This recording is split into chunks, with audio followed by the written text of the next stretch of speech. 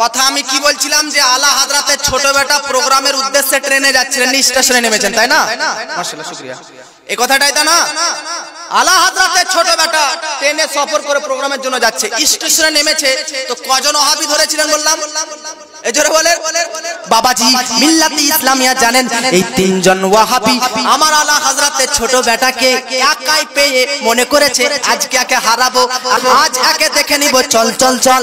এই তিনজন ওয়াহাবি মুফতি আজম হিন্দ আলা হাজরাতের ছোট সন্তানের কাছে যাবার পর বলতেছে, হুজুর হুজুর আপনি কি আলা হাজরাতের মুফতি সাহেব? জোরে বলেন, মহাব্বতে বলেন।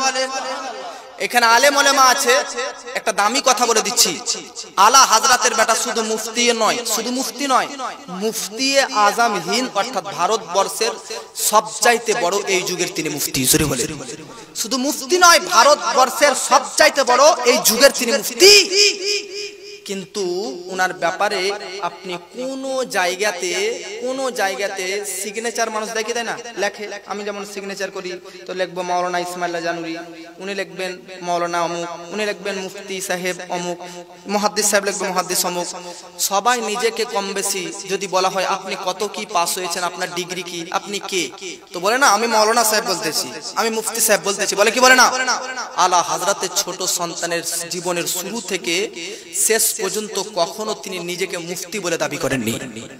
এটা তিনার বিনয়িতা, এটা তিনার নরমতা, যিনি তিনি কখনো মুফতি বলে, ওনার সিগনেচার এখনো বহুত কিতাবে আছে, ফতোয়ার কিতাবে সিগনেচার দেখে নেবেন, লিখে তিনার সিগনেচারে এখনো পর্যন্ত মুফতি শব্দটা লেখা নাই, শুধু লেখা আছে ফকির মুস্তাফা রাজা খান। সরে বলে যে যত বড় জ্ঞানী হয় সে তত বড়, যে যত বড় জ্ঞানী হয় পণ্ডিত হয় সে তাকে ততটাই ছোট করে। জোরে বলে, এটা হচ্ছে বিনয়িতা। আল্লাহ রাব্বুল আলামিনের নবী বলতেছে যে নিজেকে ছোট করলো, আমি আল্লাহ আমার আল্লাহ রাব্বুল আলামিন তাকে সমাজের মধ্যে বড় করে দিল। আলা হাজরাতের ছোট বান্টা তিনি কখনো নিজেকে মুফতি দাবি করেননি, যদিও বা তিনি পড়ালেখার ডিগ্রি পাস করা, আর যে মুফতি নয় হাজার ফতোয়া দাতা মুফতি। আজকে তিনার নরমতা ভদ্রতা কোমল মনোভাব এত ছিল যে আল্লাহ তাআলা তাকে ভারতবর্ষের সবচাইতে টপ র‍্যাঙ্কের মুফতির মাসনাদ পর্যন্ত পৌঁছে দিয়েছে। কিন্তু কোনদিন তিনি মুফতি বলেননি হযরত।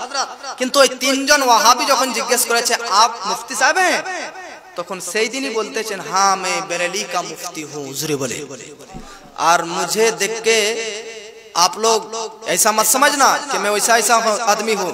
बोलो क्या कहना है, क्या सवाल करना है, क्यों आए हो मेरे पास? टाइम नहीं है, वक्त नहीं है, वक्त बर्बाद मत करो, टाइम ज्यादा नहीं है, समय নাই, সময় নষ্ট করো না, কি বলছো বলো। তো বলতেছে হুজুর আপনাকে একটা কোশ্চেন করব, একটা প্রশ্ন করব, দলিল দিয়ে উত্তর দিবেন, তারপর আমরা চলে যাব। উত্তর কি, প্রশ্ন কি?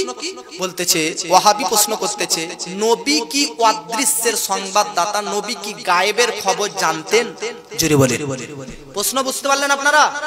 তাই বেরাদার তিনজন ওয়াহাবি আমার আলা হাজরাতের ছোট সন্তানকে বেরাদার প্রশ্ন করে নবী গায়েব জানতেন কি জানতেন না? জানেন বেরাদার, আলা হাজরাতের ছোট পুত্র বলতেছেন হ্যাঁ হ্যাঁ অবশ্যই জানতেন, অবশ্যই জানতেন। জোরে বলেন, আরে কোন পাগলে বলে নবী গায়েব জানে না, কোন পাগলে বলে নবী গায়েব জানে না, কোন পাগলে বলে নবী গায়েব জানে না, ইলমের শহর গো নবী শাহে মদিনা। জোরে বলে, কোন পাগলে বলে নবী গায়েব জানে না, কোন পাগলে বলে নবী গায়েব জানে না, ইলমের শহর গো নবী শাহে মদিনা। আমার আপনার নবী অবশ্যই অবশ্যই গায়েবের খবরদাতা, অবশ্যই গায়েবের সংবাদ জানতেন।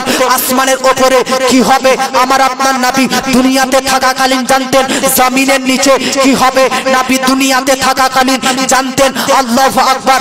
নবীর আগে হযরতে আদম নবীর যুগে কি ঘটনা ঘটেছে নবী জানতেন, হযরতে নূহ নবীর যুগে কি ঘটনা ঘটেছে নবী জানতেন। আজকে আমার আপনার নবী শুধু সাহাবীর যুগে নয়, কিয়ামত পর্যন্ত কি হবে সব কিছুর খবর, সব কিছুর গায়েব অদৃশ্য আমার নবী জানতেন। এই জন্য আলা হযরত বলতেছেন और कोई गायब क्या तुमसे लेगा हो भला, जब ना होता ही छुपा तुम पे करोड़ों दरूद। बेरादार, কয়জন ওয়াহাবি আলা হযরতের ছোট বেটাকে প্রশ্ন করলেন? এই জোরে বলেন সবাই। কজন ব্যক্তি? তিনজন ব্যক্তি প্রশ্ন যেমনই করে। আলা হযরতের ছোট বেটা বলতেছে অবশ্যই অবশ্যই নবী গায়েবের সংবাদদাতা, গায়েবের খবর জানতেন। ওয়াহাবি বলতেছে দলিল দেন, দলিল। তো আলা হযরতের ছোট বেটা বলতেছে দলিল দিব না, বলতেছে দলিল দেন। আলা হযরতের ছোট বেটা বলতেছে দলিল দিব না। জোরে বলে। আলা হযরতের ছোট বেটাকে বলতেছে নবীজি গায়েব জানে, দলিল দেন। তো বলতেছে তোদের মানার ইচ্ছা মানবি, না মানবি তোর ব্যাপার, কিন্তু আমি দলিল দিব না। জোরে বলে। দলিল দিবেন না? না দিব না। দলিল দিব তার আগে তোদেরকে আমি তিনটা কোশ্চেন করতে চাই। একজন ব্যক্তিকে আমার আলা হযরতের ছোট বেটা প্রশ্ন করতেছে তিনজনের মধ্যে একজনকে, যে বলতো নবীর গায়েবের সংবাদদাতা এই দলিল দিব পরে, তার আগে তোরা তিনটা প্রশ্নের উত্তর দে।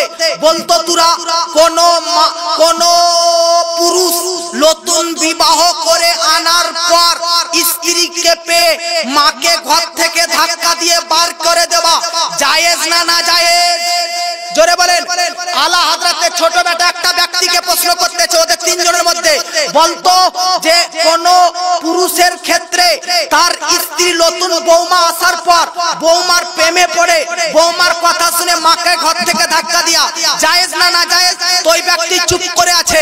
আরেকজন ব্যক্তি বলতেছে, আরেকজন ব্যক্তিকে, তিনজনের মধ্যে দ্বিতীয় জন ব্যক্তিকে আলা হযরতের ছোট বেটা ওনাকে বলতেছে, বলতো ইয়েতিমদের মাল খেয়ে ইয়েতিমকে ধাক্কা দিয়া জায়েজ না না জায়েজ? তখন উনি বলতেছে না জায়েজ, চুপ করে আসতেছে। তৃতীয় জনকে বলতেছে, বলতো স্ত্রী থাকা সত্ত্বেও বউ থাকা সত্ত্বেও পর নারী অন্য নারীর কাছে ঘুমানো জায়েজ না না জায়েজ? তো তিনজন ব্যক্তি আজকে বেরাদার আলা হযরতের পায়ে পড়ে ক্ষমা চাইতে আরম্ভ করে দিয়েছেন। কারণ এই যে তিনটি কথা বললো, এই তিনটি কথা তিনজন ব্যক্তি করত। একজন ব্যক্তি তার বউয়ের কথা শুনে মাকে ঘর থেকে ধাক্কা দিয়ে বার করেছিল। দ্বিতীয় জন ব্যক্তি ইয়েতিমের মাল খেয়ে ইয়েতিমকে ঘর থেকে ধাক্কা দিয়ে বার করে দিয়েছিল।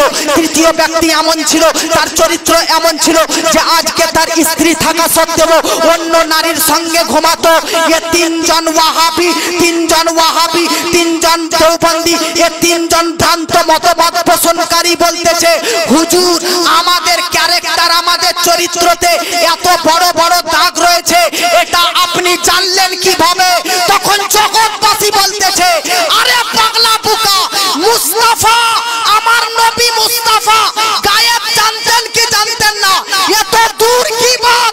মুস্তাফা নবী মুস্তাফা গোলামের হাজার গোলামের পর আলা হযরতের ছোট বেটাই তিনজন ওয়াহাবীর ক্যারেক্টার চরিত্র কেমন এটা তাদেরকে সঙ্গে সঙ্গে বলে দেয়। তখন তিনজন ওয়াহাবী সুন্নি হয়ে যায় আর বলতে বাধ্য হয়ে যায় নবীর গায়েবের পাওয়ার কতটা হবে বোঝার শক্তি নাই, যখন আলা হযরতের ছোট বেটারই গায়েবের সংবাদকে আমরা বুঝতে পারি না।